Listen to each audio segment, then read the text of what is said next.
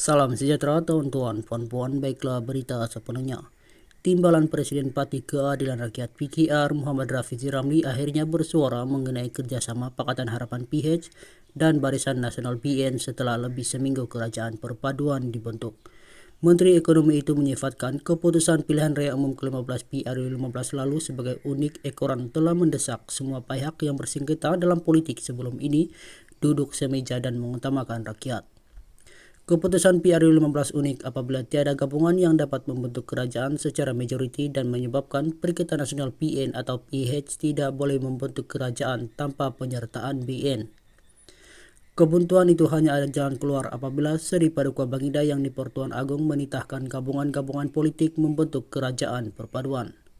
Pada masa sama PN awal-awal menolak sebarang kerjasama dengan PH untuk membentuk kerajaan, sebab itu dalam satu borang, mereka PN terus menulis tidak bersetuju di atas draft persetujuan untuk membentuk kerajaan perpaduan, katanya dalam sebuah video yang dimuat naik di laman sosial TikTok pada Ahad. Dalam pada itu, Rafizi mendakwa PN bertindak tidak jujur apabila mengaku mempunyai majoriti untuk membentuk kerajaan, sedangkan perkara itu merupakan ulang tayang ketika langkah Sheraton.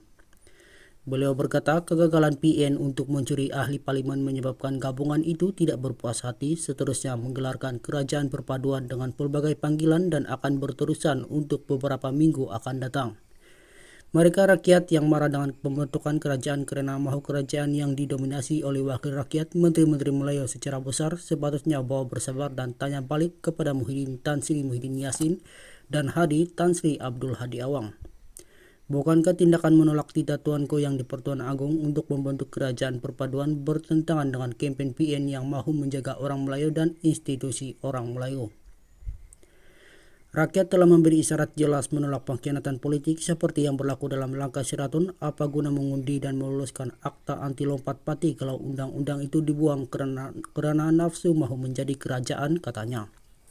Sementara itu, Rafizi menjelaskan kedudukannya sebagai perunding yang menyelaras kerajaan perpaduan sebelum ini menghalangnya dari mengeluarkan sebarang kenyataan ekoran terikat dengan kerahasiaan rundingan. Jika kita perunding, kerahasiaan rundingan adalah sangat penting agar tidak merumitkan keadaan. Buat masa sekarang, nasihat saya kepada semua, supaya mementingkan rakyat bermakna memberi kestabilan politik agar kerajaan itu kekal sehingga 5 tahun dan ada peluang untuk melaksanakan dasar yang berkesan membantu rakyat tanpa ada banyak gangguan. Matlamat kerajaan yang diundi oleh rakyat adalah untuk memperbaiki ekonomi supaya kehidupan harian rakyat menjadi lebih baik, ujarnya.